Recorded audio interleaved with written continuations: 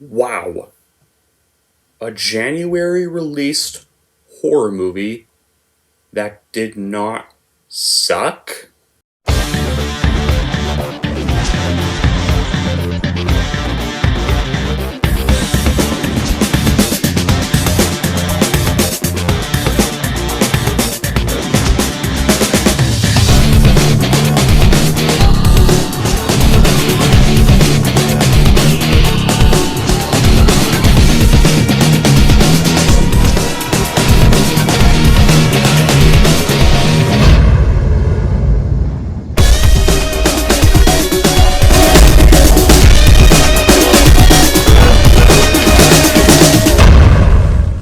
Hey everyone, it's Movie Lover Warren 20 here, and I'm here with a brand new movie review, and this movie review is going to be for a film that just got released this weekend, and it's for an actual horror movie, and it's for another January release, and this was actually surprisingly a movie I was not very excited for when I saw the trailer for this, back when the trailer first debuted, and it kind of just looked back in October, because I thought this movie would just look like another cash-in sequel, just meant to try to cash in on Halloween 2018 and Candyman's successes.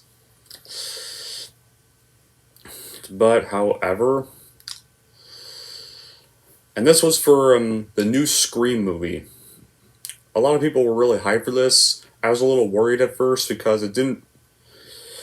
For this one, because, well, for obvious starters, it wasn't. It was the first one not directed by Wes Craven.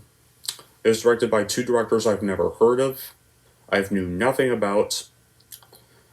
And speaking of that, the reason why, and the reason also being because the last time a certain remake in 2010 got made without Wes Craven's involvement about an iconic villain, yeah, that remake back in 2010 sucked ass. And that was, of course, the Elm Street remake. Of course, you probably know what I'm talking about, that movie. But anyway, back to this movie. This is for the new Scream. Before I get into details, let's say the plot of this movie. Well, this movie is set 25 years after the original series of murders in Woodsboro, and a new Ghostface emerges, and Sidney Prescott must return to uncover the truth. Yeah, that's kind of the plot of this one. Now, when I saw the trailers for this movie, like I've said, I was not excited for it the first time around because it looked like another Halloween 2018 cash-in, and I thought it would just be kind of rebooting the whole series while bringing back Sidney, Dewey, and Gale. However, the more promotions I saw and from the really early reactions I was reading, I started to gain some hope for it, and hoped it would be as good as the first two and four. So I went and saw the Thursday night preview of the film last night, and what did I think of it? I loved every minute of it. Granted, the first one is still better, but this movie was easily the best of the sequels for me. I really loved how this movie acted a bit more serious than the others, but still has some jokes here and there. It was probably the goriest Scream yet. Yeah, it was like probably even more violent than the fourth movie. Was like Scream before this movie came out. Scream 4 was probably considered to me the most violent Scream movie yet. But like this movie's really surpassed Scream 4 in terms of gory levels. Just wow. Like there's so much good to be said about this film that there's not too much criticism I could think of, but there are some criticisms I'll get to first. Like first of all, there are a few hospital scenes in the movie, and much like with the fourth one, like the hospital is so dead empty during most of the scenes in this movie. It feels just too convenient. It kind of like to suspend any belief in that aspect that like this hospital in Scream 4 was also empty, and so was the hospital scenes in this, and that still annoys me with both the films. With the hospital scenes in 4 in this. And any other criticism I have, I will say this, is that while Dewey does get a bit of good screen time, Gale Weathers and Sidney Prescott don't really get much screen time in this, and that kind of bugged me a little bit. That I will say. So if you're expecting Sidney Prescott and Gale Weathers to get and Dewey to get a bit of screen time, Sidney and Dewey does get a bit of screen time, but Sidney and Gale kind of don't. They don't really get too many scenes, and granted they still do play an important role in the film, but they just don't get a lot of screen time in this movie. And I kind of wish we would have. Yeah, I mean, I get we've kind of seen enough of them. We've kind of seen enough of their story, but they're still the three most important characters in the movie. At least the trio still deserves a bit more screen time. There's the characters we've known and grown attached to ever since with this franchise started. But there's still a great cast here, and even the newcomers we get still do a great job at staying alongside the original characters. The story here is also not very too complex, but it's quite a quintessential Scream storyline that I was really attached to this whole story from beginning to end, and I was actually and one of the three characters of main characters. Spoiler alert! This is going to be a bit of a spoiler, guys. So this will contain some spoilers too. So also, yeah, but one of the three main characters, Dewey. There's one of the deaths was very emotional in this movie. Like, man, like I did not expect one of the kills to be very emotional, and I was almost close to tears in the theater when one of the kills happened. And like I've already said, it's one of the most bloodiest and gore-filled installments in the Scream franchise. It feels they really took it up a notch with some pretty brutal and ruthless kills. And I and Ghostface in this movie actually had a bit more screen time than he does in most of the other movies. They made Ghostface pretty relentless in this. And despite kind of being the most serious installment, there were still some funny moments, and the jokes actually did land, and they didn't make the jokes feel forced. And I just had a great time watching this film, and I know the people that were in the theater also clearly did as well. They looked like they were enjoying the movie. It was it was even still self-aware like all the other like verse 2 and 4 were, not trying so hard or to be something it's not. It knows what it is trying to be, and it does it splendidly with some great moments of audience participation. Nation 2, there is even one line where they actually make fun of why requels usually never work, because they kind of just retcon certain things that can't really be retconned, and as well. And I really like how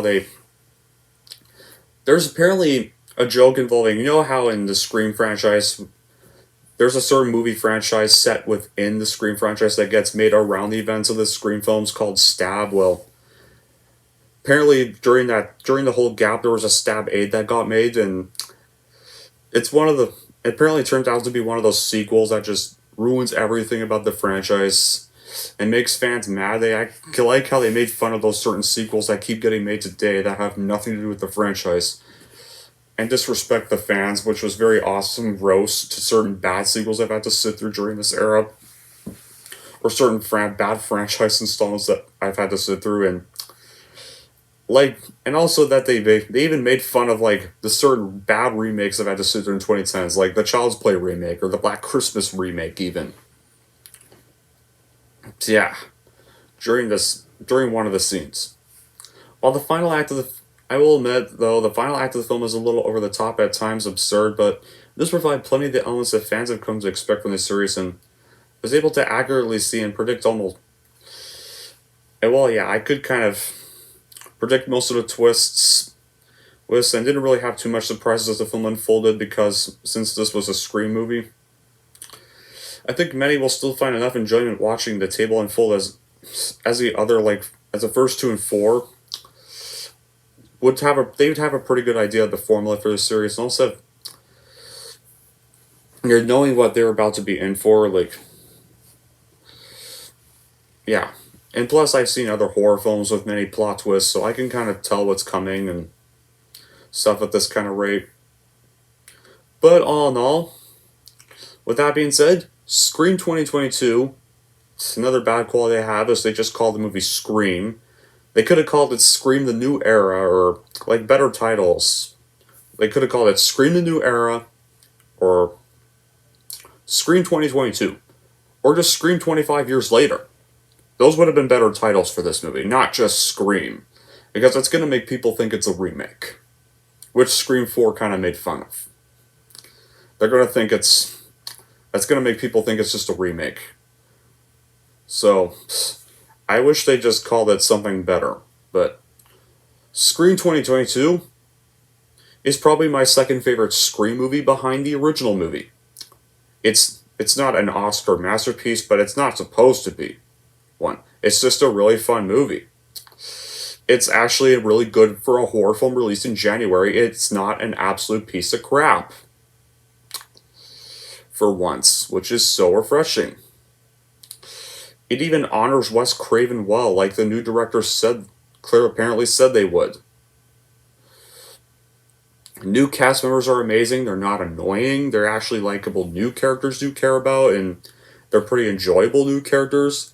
And the OG3, and while despite Sidney and Gale not getting much screen time, the OG3 still do good for what they're given.